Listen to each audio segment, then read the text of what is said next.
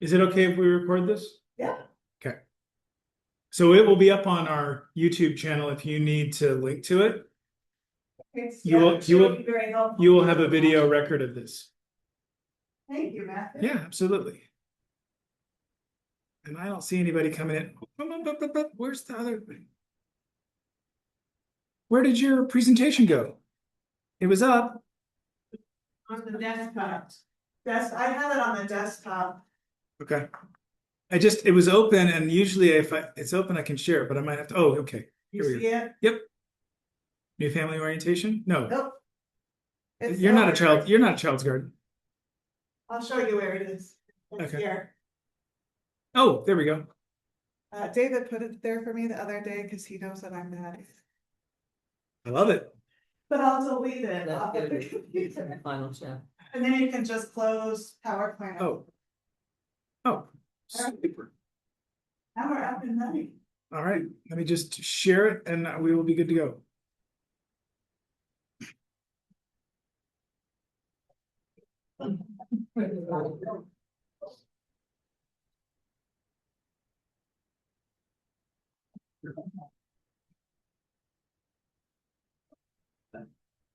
All right.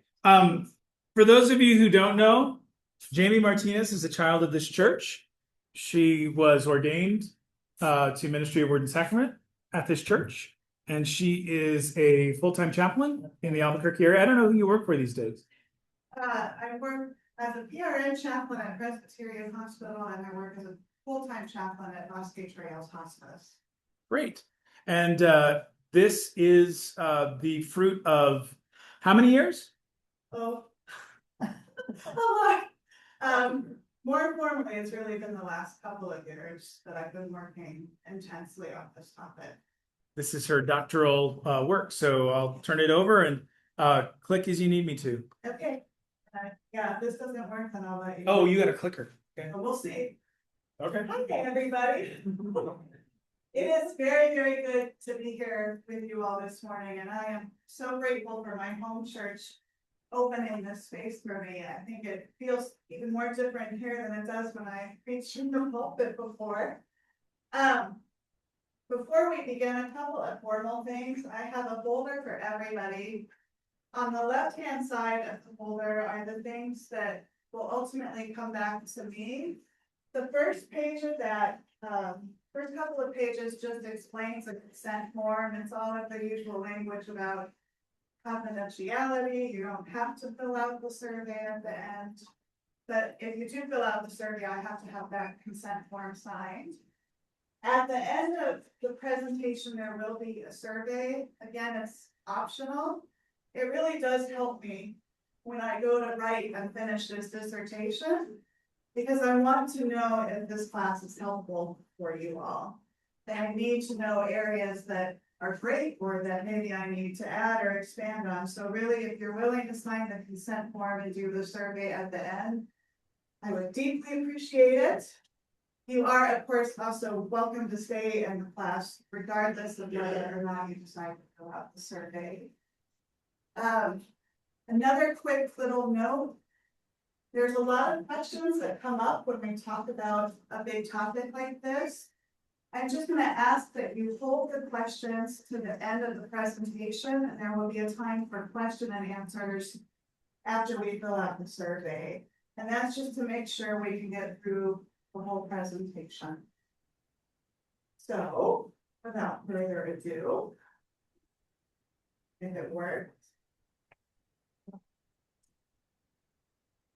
Oh, we were so close. Oh, no. How do we go back? I'll go back. There we go. Now we're going forward. Oh, you've got a Want me to try pointer. this? I'll let you pointer. Do you want me to try to go back? Yeah, so that might clicker. Here we go. Go There. back another one. Yep. We're competing with each other. I'm gonna stop pressing the button. Okay. I'll let you press the button. Okay. There we go. Thank you, Matthew. I'll let you do it. It's fine. You got it. So, as Matthew said, I'm Jamie, and for the last couple of years, I entered back into the hospice world as a chaplain. I worked in hospice previously and then went to the hospital for several years and then said, I want hospice again. When I started in hospice, I learned that something called medical aid in dying is legal in New Mexico. But there hadn't been a lot of research done on how it impacts people who are choosing to use MAID, how it impacts their families and their loved ones, and what the after effects are. As I started talking to some of the families who had used hospice, one of the things that kept coming up is, I don't know how to talk to my church groups about this. I don't know how to talk to my grief groups about this. I don't even know what to say to my therapist. And part of that was because they felt like they had to go and educate all of these groups on what MAID is, rather than just being able to give the care and support after they lost their loved one. And so I decided that would be the perfect thing to do, is to build a project that provides education to folks like you, so that when you meet somebody who may be considering this, or you know someone who has used it and their families, maybe that's one less step they'll have to take. They won't have to explain to you or feel like they have to defend what medical aid in dying is. So the purpose is to help faith communities understand MAID with clarity and compassion, and also theological reflection, because we are a church, and also to reduce the stigma and to support informed and compassionate conversation. So today we'll talk a little about what MAID is and is not, why people might choose it.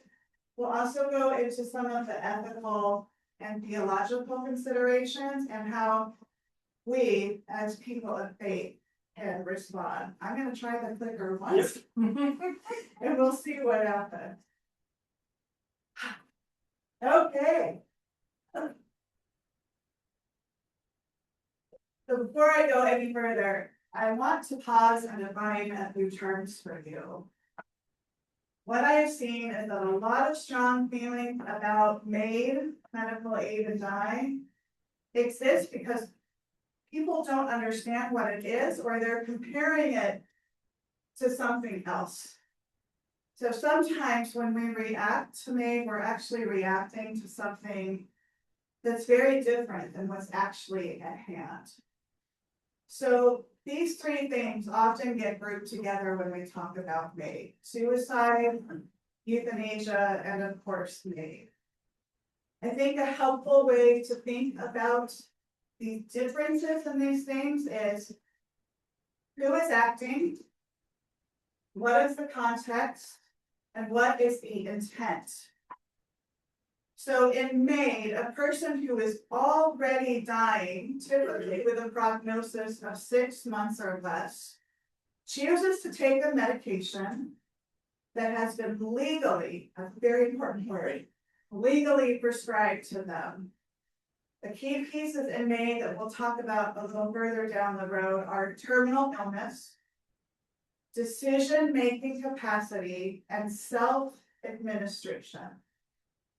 Euthanasia is similar in a lot of ways, but somebody provides that medication, maybe through like an IV or something like that, to the person. And euthanasia is illegal in all of the United States. So there's a big difference between legal and illegal. And suicide, of course, is different still. Suicide most often happens in isolation, after somebody has been struggling for a long time with something that likely would not be a terminal prognosis. It may feel terminal for them, but it's not a terminal prognosis.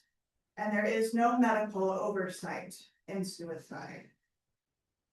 So when we talk about MAID, we are not talking about these things interchangeably. But so often in everyday conversation, these things get very blurred together, and it impacts how people feel about MAID.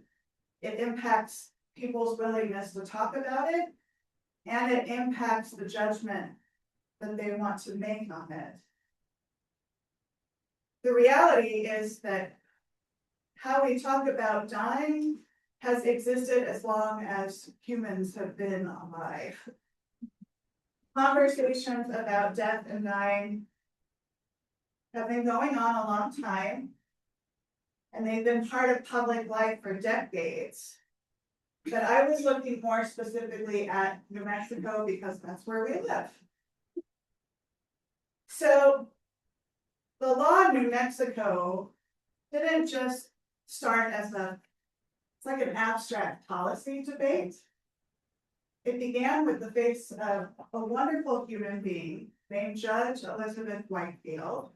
She was a very respected judge in New Mexico, very active in her life, had a deep, deep love for living, and then she was diagnosed with cancer, and treatments were not working, and she was getting worse and could not stand the thought of suffering to the very end of her life.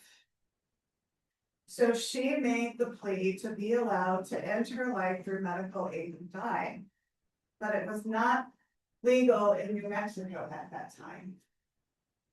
And in 2018, the bill had not passed, and she unfortunately died, not on her own terms. There was a wonderful group of advocates who wanted to take up this bill in her honor, and they renamed it the Elizabeth Whitefield End of Life Options Act. So that's a mouthful, but they wanted to honor her. You see the quote from her up there. "Cancer has stolen everything from me. My ability to work, my ability to eat, my ability to drink. Don't let me die without dignity." So that didn't happen for her, but because of the work that she started and because of the incredible advocates on the ground, they kept going even though the bill failed 2 more times. But in 2021, it finally became legal in New Mexico. It's important to note that what legal means is that there are a lot of safeguards and eligibility around it. So you have to be 18 or older. You have to have full decisional capacity. So someone living with dementia cannot access MAID. You have to have a terminal diagnosis that is confirmed by 2 providers. There is a written request that must be witnessed and signed by 2 people. Here's another big important point. This is 100% voluntary. So nobody should be pushing you to end your life if you are not ready. And you can change your mind up to the very last minute. Once you take the medication, there is no going back. But up to that very last minute, you can change your mind. And what makes it very different than euthanasia, you have to be able to self-administer the medication, either orally or via rectal administration. And they're very strict about these safeguards. We're gonna do the question. But write it down. I'm not gonna spend a whole lot of time on the process and procedure because I want to get more to the community aspect, but very briefly. How it works, somebody makes a request. The evaluation is completed to determine eligibility, and if they meet all of the criteria, the prescription is written. And they can get it into their home ahead of time, or you can kind of just live at the pharmacy for when they're ready to pick it up. The patient then gets to choose the timing. What day do they want to do it on? Who do they want there? Do they want their family? Do they want friends? Do they want the hospice team that may have been guiding them? Do they want their pets with them? They get to choose what the room is set up like, from temperature to music. And within limits, they get to choose the location. And I say within limits because there are some places, particularly assisted living facilities or skilled nursing facilities, that will not permit MAID on their premises. We do have a community in Albuquerque where volunteers will open up their home. So someone can kind of move in for a couple of days leading up to the day of ingestion. That takes us to what the day of might look like. I'm glad you knew the date. You're gonna try to take it There back? we go. You got it. Okay. So the day of May. This kind of looks different depending on who the medical providers are involved. But typically, the person is spending time with their loved ones as they choose and making sure the environment is set as they would like. We like to see that there is support for family and friends in place, because obviously it's going to impact them as well. At the chosen time, the patient self-administers the medication. Typically, they fall into a very deep sleep within like 3 to 10 minutes. And the breathing gradually slows until the time of death. I have seen this take long stretches, even overnight, if the person is kept comfortable. But typically, it feels like it's within a couple of hours. At that time, the mortuary is called. And the underlying illness, because remember, they have a terminal prognosis, the underlying illness is written as the cause of death. So I mentioned hospice a minute ago, and that's because hospice exists within a broader system of end-of-life care. In practice, may often, not always, often occurs alongside hospice or palliative care. Very briefly, hospice is a Medicare benefit for anyone with a prognosis of 6 months or less to live. The focus is always on alleviating suffering. And suffering could be physical, emotional, spiritual, relational. It looks a lot of different ways. And hospice care team includes the physician, the social worker, a home health aide, a chaplain, a nurse, a social worker, and follow-up bereavement support. It gets a little tricky because hospice is not federally recognized. It is only recognized legally. At this time, I think we're up to 12 or 13 states. When I started the research, there were only 11 states where MAID is legal. So in an ideal world, hospice could be very involved in MAID. However, they are reimbursed through a federal agency. So if we know people who are navigating this, honestly, by the time they've gotten to the choice of MAID, they have had to decide and learn, will my hospice support this? If not, what do I do? Who can I go to? Oh, they won't write the prescription, but they will. So in an ideal world, hospice can come alongside, be with the person and the family the day of ingestion, and provide that support from the get-go and the follow-up care.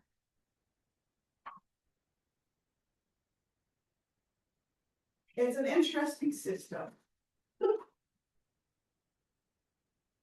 So by the time people get to this decision, they have been swimming, even subconsciously, in a much larger ethical and healthcare context.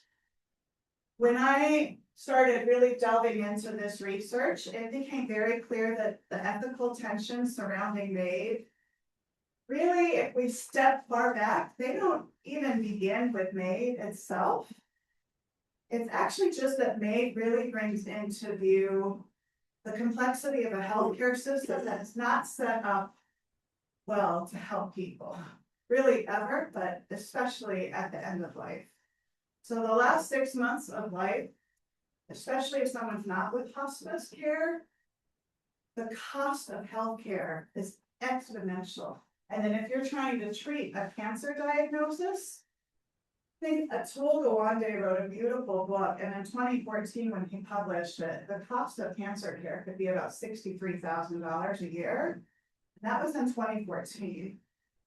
So this ethical framework is the high cost of healthcare, especially at the end of life with a system that doesn't know how to talk about end of life. The reality with the high cost, even if you have insurance, it's still expensive, but we are not a country where everyone has insurance as a given.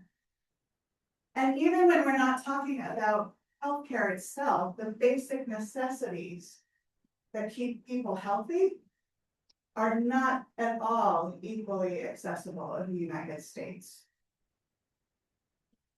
When I worked at the hospital during COVID, we had a disproportionate number of Navajo patients in the hospital.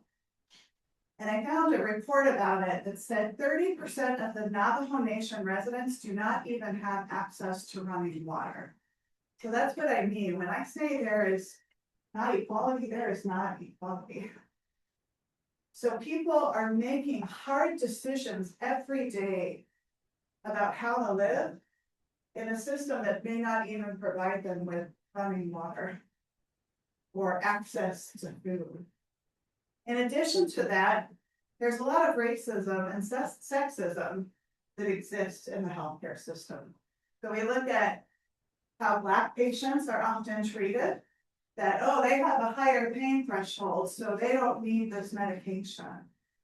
You look at women for devices that are inserted for birth control are often done without any pain medication because, oh, we don't think it's that painful.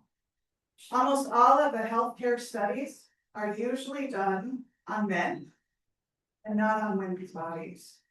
So I just want you to understand the system we exist within is really not set up for fair play. It's really not set up for justice. So if we can understand when people are making decisions, they've been living in a really hard place already. So the ethical tensions that it kind of comes down to, it's not really a right or wrong issue. On the one side, you've got autonomy that believes that individuals should have a right to make decisions about their own bodies in living and in dying. And this includes how we talk about suffering, which we'll spend more time on suffering in a couple of minutes. But MAID is often seen as a way of relieving that suffering. On the other side of responsibility and limits, in healthcare, our doctors take the Hippocratic oath to do no harm. And so a lot of people look at this and say, wait a minute, if you are prescribing the medication that's going to end somebody's life, aren't you doing harm? And there's a lot of people who feel that way very fairly. People then might say, well, if you're condoning them to suffering, aren't you doing harm? So you can see kind of the push and pull in that. But then there also is the concern about what they call the slippery slope. So, well, people try to use it to try and convince somebody to end their life, especially with high healthcare costs. Maybe MAID is cheaper. Will it start being forced on people as a place of trying to eradicate them? So there's a lot of concern. Again, if you look at our country historically, medicine has been used to try and eradicate people. So these concerns about how we protect vulnerable populations, when we're offering something like MAID, they're very real. So the key concerns that arise are the safeguards, concerns about the slippery slope, which I just mentioned. Like if we start here, how far is this going to go? And how we protect vulnerable populations. And I would also add suffering. Who gets to decide what suffering means to a human being? Does the medical care system get to decide what suffering looks like for you? Or do you get to decide what something looks like? Going back to the vulnerable population for a moment, there is a wonderful activist in the disabled community named Megan Schrader. And she really worries that MAID will be used as an eradication tool because she is looking historically at a society that was not built for disabled people. You can go places where there's not even room for a wheelchair to get through a door, right? Where they don't have equal access in school. So that's where her frame of mind is coming from. She wrote, "The disabled community is reaping the consequences of a society that is so apathetic towards disabled people's basic needs that it can't even be bothered to provide us with suicide prevention. We are dirt." So her story is an example of giving voice to the concern that protecting autonomy cannot come at the expense of protecting the vulnerable populations. And her concern is rooted in a much broader reality. Marginalized groups have long experienced gaps in access and care. But she also used the word suicide. So it also shows what happens when we conflate MAID and suicide as the same thing. For her, it felt like, oh, we're gonna use MAID to make you kill yourself, basically. Because if you're not gonna give us ways to care for ourselves, then we may as well die by this method. So you can understand why she might call it suicide. Then we've got the story of another gentleman named Adam Meyer Clayton, who lived with debilitating pain after a work-related injury. He tried multiple ways for years to treat the pain. Nothing worked. Of course, when you live in that kind of chronic pain, it also starts to affect your spirit. It affects your mental health, and that is what happened to him. He did not have a terminal prognosis of 6 months or less. He could have lived for a long time with this debilitating pain.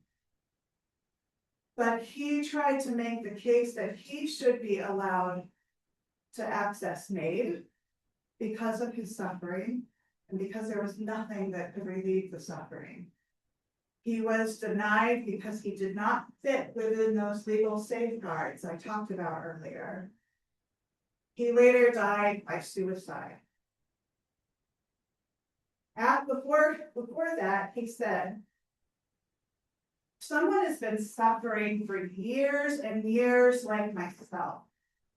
Then what are you protecting them from? You're not protecting them. You are confirming them to pain." When his father wrote his obituary, he said, "Our loving son Adam has died of rational suicide." I just thought that wording was very interesting. Rational suicide.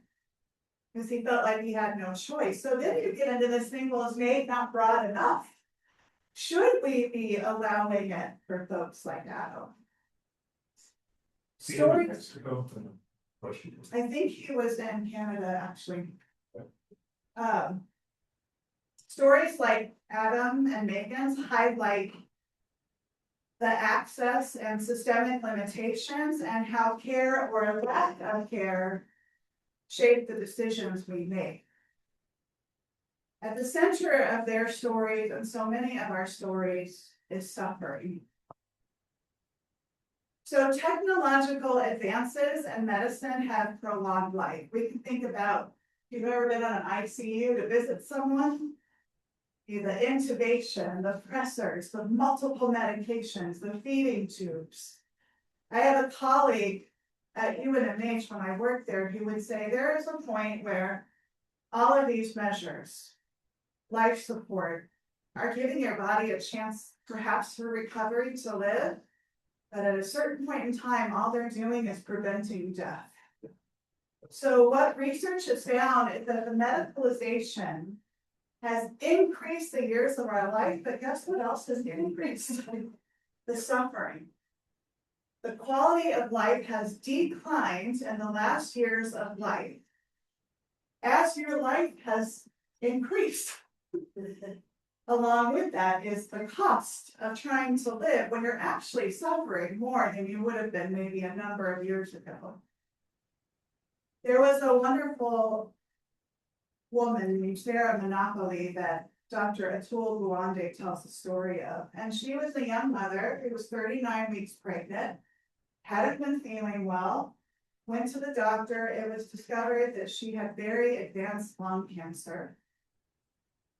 Really, nothing could be done, but her and her husband said, well, on Tuesday, when they induced us for this baby, she said, I don't have cancer on Tuesday, but my daughter is born. We'll look at cancer afterwards. So she gave birth to a beautiful, healthy baby, and then they went fighting against the cancer. I want to be clear that the treatments did increase the time that she got to spend with her baby. And all she wanted was to be a mother to this little girl. It gave her more time with her family. And it also could not cure the lung cancer, and the cancer just started to spread through her whole body. The treatments for cancer caused intense itchiness. They made it harder for her to walk, even to the bathroom. It made it harder for her to be present to her daughter. As Dr. Gawande was writing about this, he said her story begs the question of us, when does medicine say, hey, what do you want? Like this treatment will give you 2 more months of life. The treatment they were proposing for her finally could give her maybe 2 more months. But in those 2 months, she was suffering deeply. But they said, well, let's just try this trial anyways with her medical provider. So she tried it.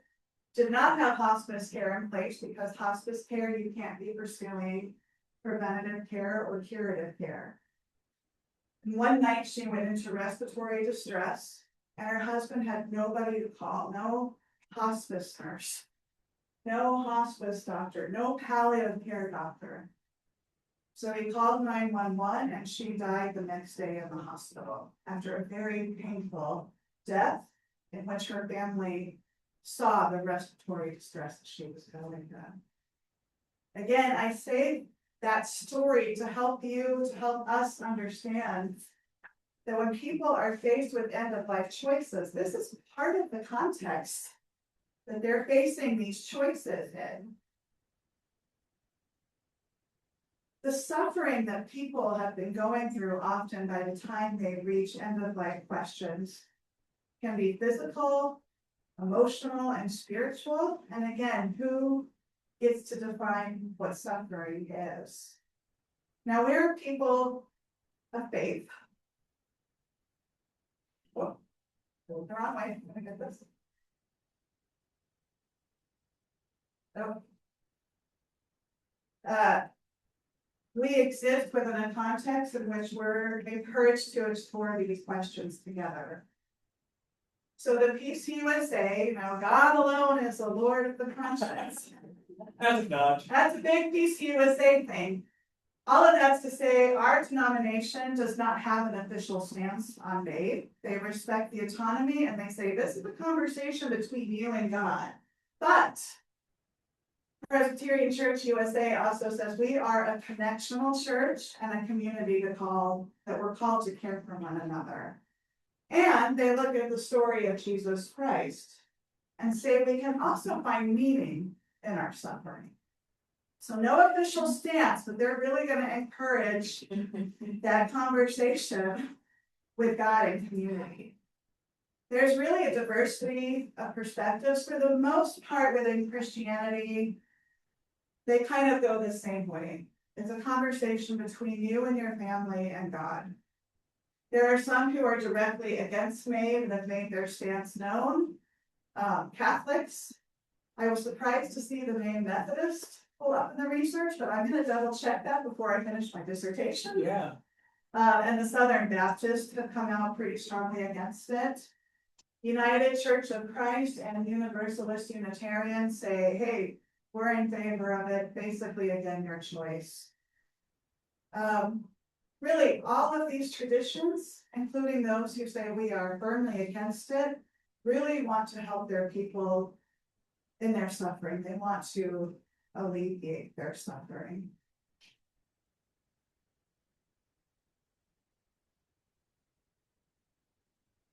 There's a wonderful man named Walter Brueggemann, a theologian, and he thinks a lot about suffering. And he did a beautiful book, if you're looking for a good one, Praying the Psalms, in which he said, really, like, look, people, all of our life, we swim through these different stages: orientation, disorientation, and reorientation. And I found it a very helpful way to think theologically and through our hearts of faith about what end of life decisions look like. So in orientation, life makes sense. It does not mean that life is easy, but it does mean that life makes sense. There's a pattern that you can come to depend on. Faith is generally experienced as reliable and steady. Even with disruptions, you make it through the day. This is the world that we expect to live in, ordered and known, but then life happens. Like the clicker, not mine. Okay. No. Well, You're so close. So there are moments in life where it's not just minor little setbacks and annoyances. There are moments of life when disorientation rears its ugly head because of any number of things. You've lost a job. You've lost a friendship. You've gone through a divorce. You've had a fight with someone you care about. This disorientation period is a time of uncertainty, often deep isolation, and it is very common for someone at the end of life, especially when they've just been told, hey, you're going to die soon. There's no cure for this. This is often the stage that they find themselves in. It is very disorienting to be face to face with your mortality and that of the person, the people that you love, perhaps more than anyone in the world. It just so happens in our Holy Scripture that we have a book that's really good about giving us voice, because I don't know about you, but sometimes when I'm in this stage, words fail me.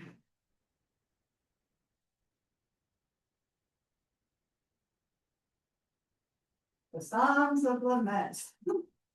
So Brueggemann lets us know that the work of prayer is to fully explore and exploit metaphor in terms of our own experience. So thinking about someone facing the end of life, or you're facing the end of the life of someone you care deeply about, how do you give voice to that sorrow, to that anger, to that abandonment inside of you? And the Psalms of Lament really give us freedom to engage with Holy God. I always tell people it's okay to be angry. If you read the Psalms, they get mad. I mean, Jesus on the cross, those are the words he spoke, were from the Psalms. My God, why have you forsaken me? Yeah. We see here some snippets from Psalm 88, and I'll just read them out loud. And when I do, I want you to think about where somebody might be in disorientation at the end of life. O Lord, my God of salvation, at night when I cry out before you, let my prayer come before you. Incline your ear to my cry. I am counted among those who go down to the pit. I am like those who have no help. I am shut in so that I cannot escape. My eye grows dim through sorrow. You have caused friend and neighbor to shun me. My companions are in darkness. keep in mind, when we're facing end of life decisions. You might be swimming in the middle of that lament yourself, especially that idea of this pit. A very lonely place where there's nowhere to go for help. I want to share with you a story of one of the books that I read. And I have the sources listed at the end of your slideshow handout in case you want to look at any of these further.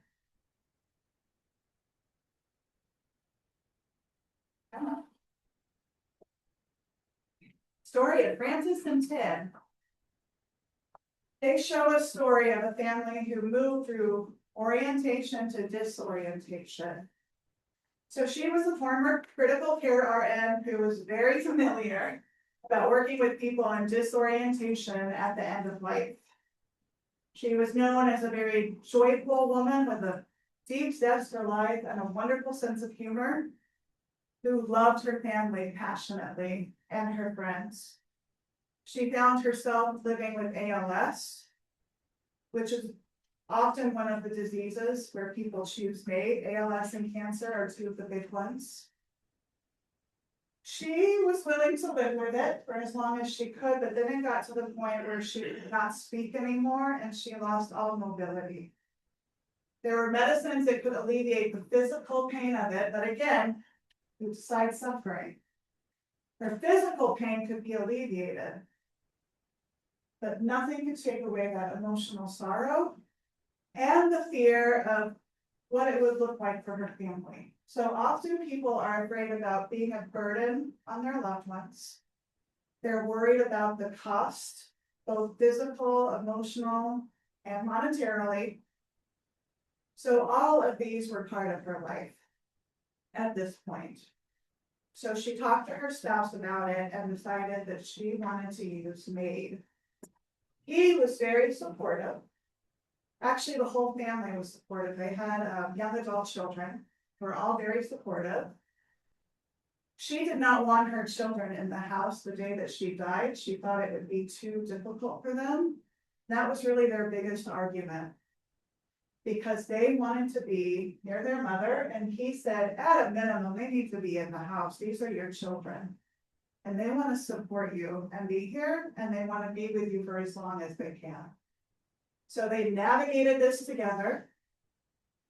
And she then also chose to have hospice team there to provide support not only for her, but for her husband and children and her two best friends who came to be at her side. The author who interviewed them was reflecting later about this process. And she said, scripting death through MAID can restore a sense of order and control to what might otherwise be seen as the uncontrollable experience. Walter Brueggemann might call this reorientation. It's important to know that reorientation is not a return to the way things were. Frances died. She still died. Her family was still grieving deeply. She had still lived with a terrible disease. What reorientation about is reminding us that community can be present and is there with you, that God's presence is there for you, and it's a chance for making meaning, for finding new memories, for integrating that experience into your life. Reorientation often happens in community, which comes to us. So we're the community, right? One of the doctors was talking about things that people need at the end of life. She said the need to give and receive love, to be understood, to be valued, to explore beliefs and values, and to express feelings honestly. So if reorientation happens in community, that means that we are called to offer love, compassionate listening, space for honest reflection without judgment, a spiritual connection, and a relational connection. There's another great theologian, Frederick Buechner, who said, the place God calls us to is where our joy meets someone's need. So if our love can meet their need, we're off to a good start and helping to bring reorientation to people. This is needed because people often find themselves, especially around May, in isolation. Here's a quote from a caregiver. They were horrified. They didn't even want to talk about it. Both my sister-in-law and my brother actually have not told their community that the patient chose May because they're so embarrassed and upset. What that means is this particular patient did not have the support by her side of the brother and sister-in-law. But guess what it also meant? It also meant that the brother and sister-in-law had no support. So it created isolation all around because of the silent stigma and shame that we sometimes attach to May. The other side of this, if you've ever cared for someone who is dying or critically ill, caregiver burden is really hard. It is a constant responsibility of caring for someone emotionally, spiritually, and physically. Often caregivers find that I don't feel like a wife anymore. I don't feel like the husband. I don't feel like the daughter. I feel like a caregiver. So that relationship has also been strained. So the families of those impacted by May have often been caregivers. One woman said, my life has become really unbalanced towards the end. I didn't even really think about, hey, what do I need for myself? For a caregiver, and for the person who is dying, they have already been swimming in the grief. It's already like they are losing their loved one. Paula, with some of my patients and families, 100 small deaths before the big death. It brings us to grief. I want to say, first of all, that grief is totally normal. Okay, grief comes with the loss of relationship, the loss of future dreams and hopes. It comes when we learn that we're going to die soon, and it comes when people we love die. Typically, grief after May is not any more complicated than any other grief, except, this is why we're here, grief after May becomes very complex when people have been living with stigma or shame, when there has been disagreement about the decision without either party having room or somebody to talk to about how they're feeling, and when there is lack of support. Part of what I wanted to do with this class was to hopefully alleviate some of that stigma and shame. So when people come to talk to us, or maybe when we're facing this someday, we feel like we can talk to somebody about it. What we can do as a community of faith is be present to people in their end of life moments, especially when they're considering a huge decision like May. It has been found that the presence of a community, even a couple of people, reduces tension and provides comfort, and it eases the loneliness encountered in death and dying. For communities of faith, what this really means is we need to stay informed about what May is. So if you're around the dinner table and this conversation comes up and people are equating it to suicide or euthanasia, that is a great chance to jump in and say, wait a minute, that's not what that is. Help reduce the shame and stigma around medical aid and dying. Refuse abandonment, regardless of your personal views, and create a safe space like this for honest dialogue, prayer, conversation. And I just want to go back to something I said at the beginning. It should not be the job of the person making the decision or their family to educate us about May. When they come to Matthew as a pastor, when they come to the deacons, when they come to their church groups, they should not have to educate. They should just be able to come in and be welcomed with open arms. And I didn't add up here, but there are a couple of churches that are trying to think about, are there rituals that we can create for somebody at the end of life? That maybe would help them name places of forgiveness, places of gratitude, places of love. So there's also room to continue that. At the end of the day, this conversation, this class isn't really about policy or individual decisions, it's about people. People who are navigating suffering, loss, and very deeply complicated choices. And while we may not be able to change every circumstance, we can change that no one has to face this time in their life or after their life alone. I'm very grateful for all of you being here. If you wouldn't mind just taking a couple of moments to fill out the survey. Thank you. While they're doing that, can I just offer my personal experience with this? Yeah. Some of you may remember 3 years ago, about 3.5 years ago, because I had just come back from sabbatical at a men's breakfast. Art Bova let the group of men know he had just been diagnosed with ALS. And that was in September of 2022. By January of 2023, he had elected me. And the reason I want to share this is to your final point. It was a difficult decision for his family to accept because his wife is a practicing Roman Catholic. There you go. And his daughter leans more evangelical. And yet while they had difficulty with his decision, they ultimately were able to support him and to recognize that it was his decision. And the day of his death, to your we do have in our Book of Common Worship, we don't have last rites, but we do have something called prayer at the time of death.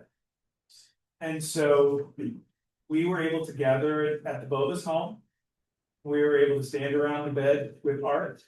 We went through the prayer at time of death with him, commended him to God's keeping. Many of us left the room, I think just his wife, maybe his daughter, and the medical professional were in the room. You were talking about the length of time between them taking the medicine back to the bedroom from him to self-administer and then coming out and saying that he had died probably less than 15 minutes. And the medical professional was a little astounded. But she thought, as she witnessed all of this, she said he was, because of the community, because of the acceptance that we were able to give him, the goodbye that we were able to give him, he was able to let go quickly. Yeah. And I think it made his, I think it helped his wife and his daughter to see that. And be able to seeing you participate. there, even though you're not of their same faith tradition, even having a pastor there, let them know, oh, maybe this isn't something to be ashamed about. Right. Like, oh, there's somebody that we can talk to. Well, and Art, because he's Art, had sent an email out to all of his friends explaining what he was doing. What a great guy. Yeah. He was emphatic that it was the right thing and that people should know about it. He didn't want there to be any stigma or any question or any, hesitation about why he had chosen. Just so you know, the survey is front and back. So one is strongly disagree, four is strongly agree. And for me to be able to use the survey, if you just don't mind signing that little consent form, and I'm happy. I know we're running short on time. But I'm happy to answer questions to the best of my ability while you work on the survey.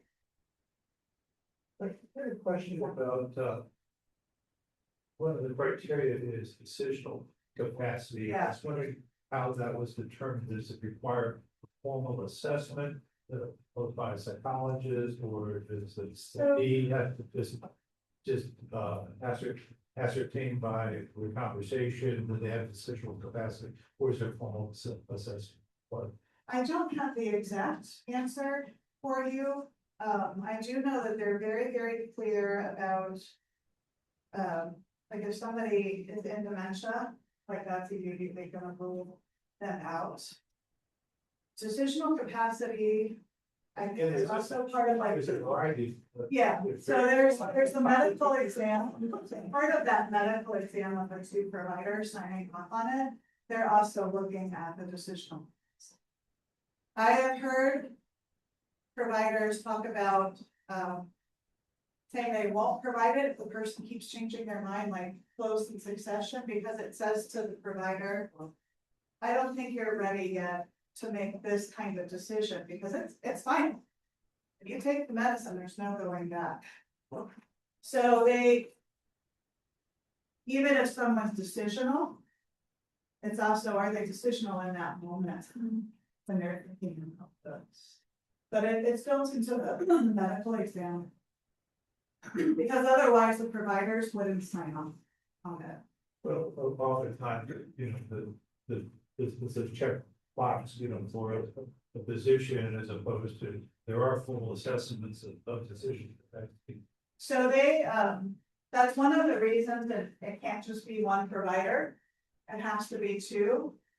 So they also have that part as kind of a checks and balances. But that's part of the concerns that come up, right? Like the slippery slope here. Yeah, but I spent my career working with people with disabilities and decisional capacity is. Yeah. Is sometimes two providers don't always look at it the same way. It's a spectrum. It's not a binary. Yeah, although there are assessments that at least allow you to specify what your criteria are for saying this person is decisional about, as opposed to, yeah, you know.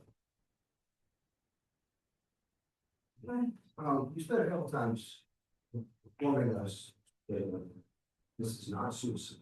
Not suicide. Well, I can't see it, but a subset of suicide. Are we avoiding that term as a term of suicide? I think they. Yes and yes and no, but no. I mean, that's fine, they find the answer, but So I wasn't gonna be able to walk out here to this. where are the unofficially, why I answer the question also after the evaluation, I don't want answers to. They have to be even across the board, right? In the Catholic tradition, suicide is considered like, it's a sin, right? I mean, like any tradition, there is a spectrum of beliefs. So you will find churches who are very open and loving. Will say this person is absolutely not condemned to hell. So I say this knowing that there's a spectrum. But by and large, suicide is a sin, and like the Catholic tradition, for example.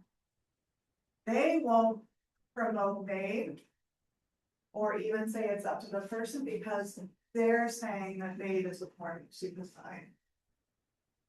People that I've read in kind of the suicide prevention world even will say, actually, MAID is still different because number one, the person with the terminal diagnosis, it's not that they want to die. If they had a medicine that would provide a longer than a 6-month span to live, where they would have, we remember back to the orientation slide. Orientation doesn't mean easy life, but it means that it's manageable more or less. You decide as an individual what level of pain and suffering is acceptable. So where people will say it's different than suicide, it's the person who's opting for MAID.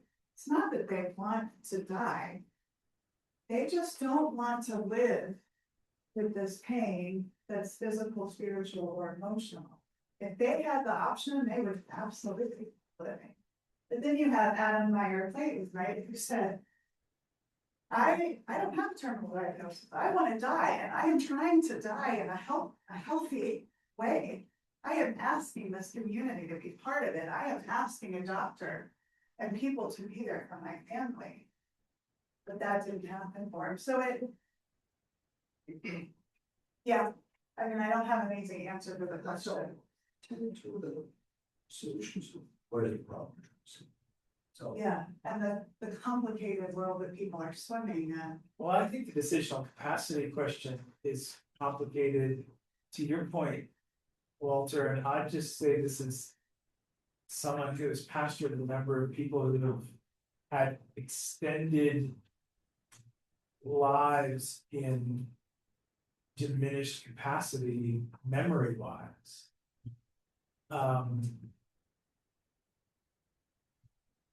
This is not an option if I get a diagnosis of a progressive, yes, a progressive neurological, like, I can't choose mate if I get an Alzheimer's diagnosis. And I don't want to end up like, hypothetically, like my grandfather or like my relative who I saw suffer for 5, 6, 7 years. Yeah. It's complicated. There's a lot of people who think MAID is not open enough. In countries like the Netherlands, I'm not sure about Canada, but Netherlands, some of the other countries who have it, they will actually let people kind of do a version of like the living will, where they say, if I get to this point, like you sign the DNI, where they will say, before I get to this point, I'm not MAID. We're not there in the United States, I don't know that we will be, because MAID, you have to be able to self-administer. So then somebody who said, when it gets to the point where I have this terminal diagnosis, I want this medication. Depending on what's happening, they may not be able to take that drink and swallow it all at once. That- About that. They may not be able to administer. That's why it. That's the whole point, is I can't, so, Yeah. yeah. That's why Art chose the date he chose, because his ALS So, had progressed so rapidly that he was losing muscular control. right. Right, and so, oh, go ahead. So can we,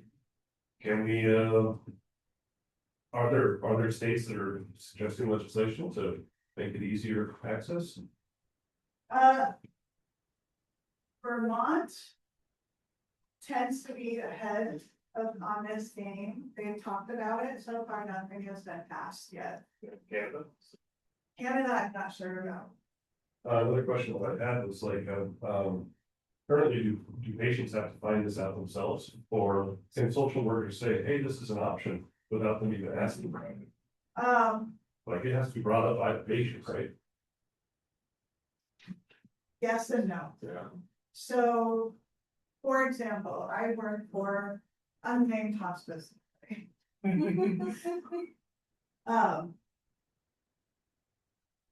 They are supposed to talk about all end of life options and to say, we will do this, we will not do this. So someone signing up for hospice should be told at the beginning that this is a possibility or it's not a possibility. I don't know what the conversations in the hospital are like. Many use California as an option, for example. So California, it's legal. And it is supposed to be like out on websites where people can find it. So if you Google in the like MAID New Mexico, it would pull up that it's legal. California was told, you need to put this information out there. People deserve to know that it's legal in this state. They buried it so far down in the Yeah. website. That you would have had to scroll and click on multiple buttons. So California has a pretty low usage rate because people can't just Google it, at least 3 years ago when this article was written. They couldn't just Google it and find out, so it should be very public information. I don't think it's coming up in conversation right now, but a hospice should tell somebody if they will not provide us. So they are allowed to print it up. Huh? Hospice companies are allowed to print it up. Like, I'm afraid that in California, they're not allowed to print it up, person asked about, Yeah. It's a tricky one. so yeah. Because you don't wanna put the idea, that's a slippery slope, right? You don't wanna put the idea in somebody's head. But in New Mexico, I think we've done a better job in New Mexico of at least letting people know it's legal. because of hospice being generally funded, that's where it gets really tricky. And that's part of the reason I took, this research was originally gonna be set in the context of hospice, but I took it out of the context of hospice because everybody interprets this language in radically different ways, and it was making me crazy. Do you need the cover page back as well? I don't need that part necessarily, so on the top of the consent form was a 2-page form that has University of Red at the top. You're welcome to keep that, but I do need back to the signed consent and the evaluation front. And I put, behind the slideshow is something called a debrief letter. And that also includes my phone number, my email address, so one, talking about end of life can be difficult. So even if you just need someone to talk to, this chaplain is here for you. But also if you have more questions, I'm really happy to answer it over email, text, phone, whatever it might be. You all are amazing. You can keep the phone. Again, for me too. Oh, thank you. Yeah. I have one more comment. There is a similar parallel and Oregon. I am just amazed. How can you not? Yeah. You know, it just, it's astounding to me that people. That's a really good point. I think I'm gonna look at that parallel Yeah. when I write. Yeah. Thank you. That's a very, very good point. That's good. Thanks, Sam. Because I do have friends who said, oh, no, I don't want them, in fact, my grandfather, I need to be complete when I go before God. Yeah, exactly. Oh, they can take everything, you know. Yeah, I can say if it's useful to anybody, help yourself. Especially the landscape. I know. I don't want Filled it out. That's the great. sons of mine, they watching this, patching grass and paint to cry over it, never mind. I said to my daughter, if you want a plot of grass, It is up. Help yourself. It is I'm up. not gonna teach you. Keep trying. If you don't want a plot of grass, help yourself. There you go. At last, we agree on something. You knew it could happen if you hung in there long enough. You know. You call. This is what you have to sign. Yes, this is what you have to sign, so that you can do it. This is just yours for information. But then, now she's in. This goes, this goes, yeah, okay. That was confusing. This has been all stapled together. Right here is my- Oh, okay. So they still this out, but I like, Yeah, see, there's the front and back of this, They were. yeah. That was another- and then also that, yeah, it's sort of all been stapled together. Yeah, I was last one of this. However. Well, that's good. Yeah. Oh,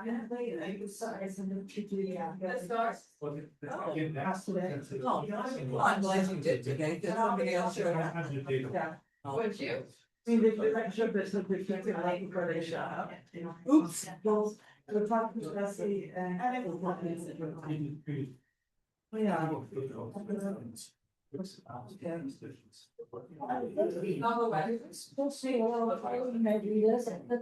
No, this is you're okay that you agree, you took the survey without her forcing you. Oh. Thank you so much. Well, it's something I read, political survey or any survey. I'm already. Because there used to be professors who said one of the requirements of this class is that you will. Fill this out. Yeah, and if you didn't fill it out, you phone it. Part of credit for the first round. That's what it is. And, yeah, Various research. yeah. Yes,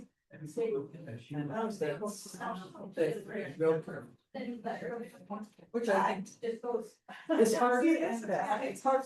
It's older. It's just a part of the trying to get the research subjects. But it's also not.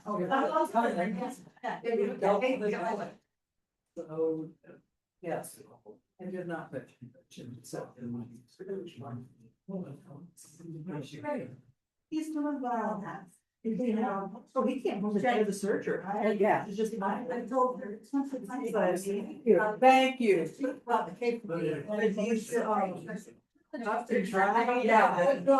Yesterday we did, yeah, thank you, thank you. So it's the Natural Gas Museum, She said she. and went out to dinner, and it's doing well. I'm glad he's doing well. Yeah. Sorry, I'm sorry you had that experience. Oh, God. I know it's hard for you, but I think I do. But he's. Make this together. And I can do it over Zoom, it's just when I went to the IRB committee, I've sent being performed, Yes. so I just wouldn't do the evaluation. So it's either if people want to read over, it's change, but I'm not. I don't know how to do that. Yeah. My husband and I were just talking about yesterday. She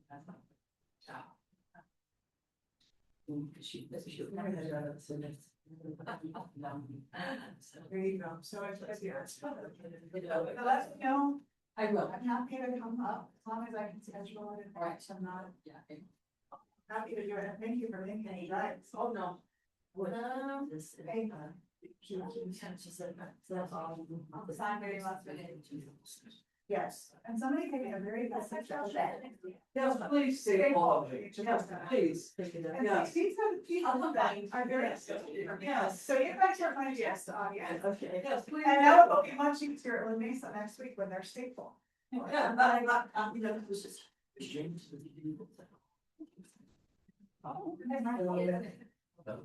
know what feedback I get?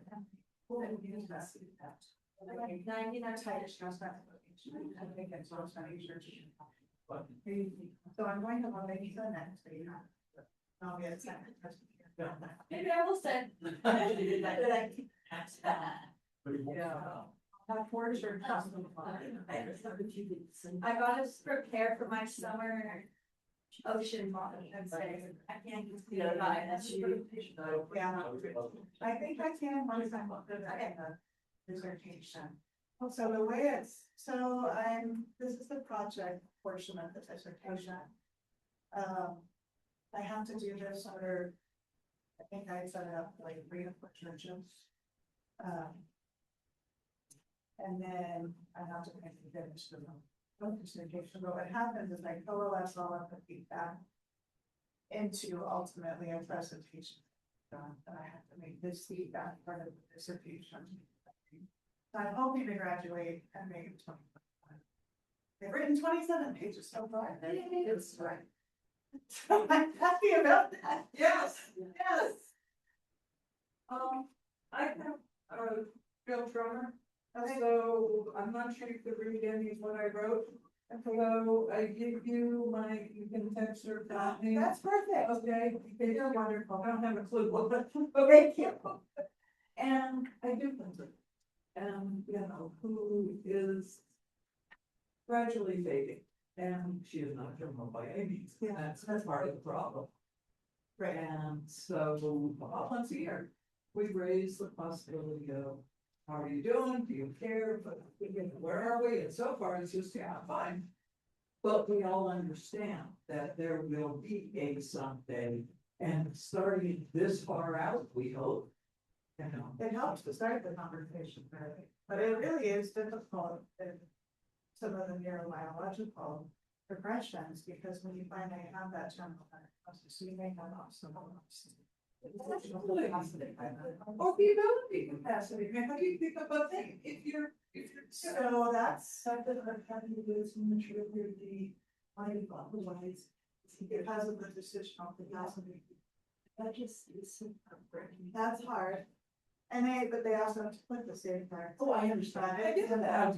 So for the, I wasn't gonna get into who wants to see the presentation, but that's why the rental administration is a possibility. And basically they use like a plunger, and if somebody can even just hold them in their hand there, where they're able to somehow make the motion that they're able to want to be there, they won't have the ability to push the plunger, but that's why the rental is a possibility. I thought you'd said, I wish you had said that. So it's, I said it's basically, Oh, yeah, I had trouble doing rental when I, you no, know. I just didn't know what I should say in the presentation.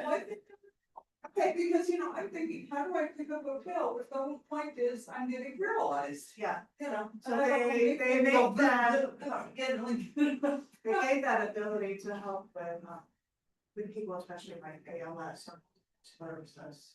Because the swallowing, even if you can do these, and you have to be able to swallow this treat really fast. Because you get so immediately exhausted Oh, that you could fall asleep before you end up. finish the drink. So all you do is sleep for a long time, Yeah. which is no good. Wait, let me get you some. I mean, you need to check your time. See, in our house, we talk about these things all the time. I do that.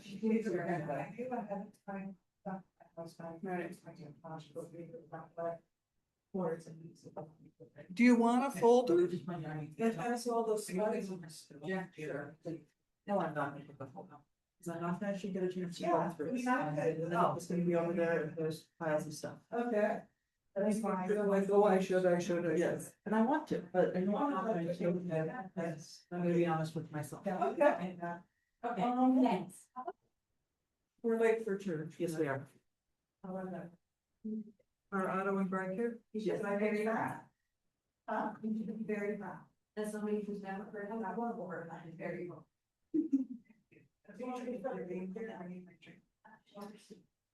You did. Yeah, they said that they want to take you for lunch. I don't think I can. I'm so tired. I showed Papa my new tattoo and he goes, "Oh, that's pretty." And he was like, Carol was like, "Maybe if you get a bulldog, Papa will pay for it." Oh. Hi, it's me, Jamie. I'm trying to close out.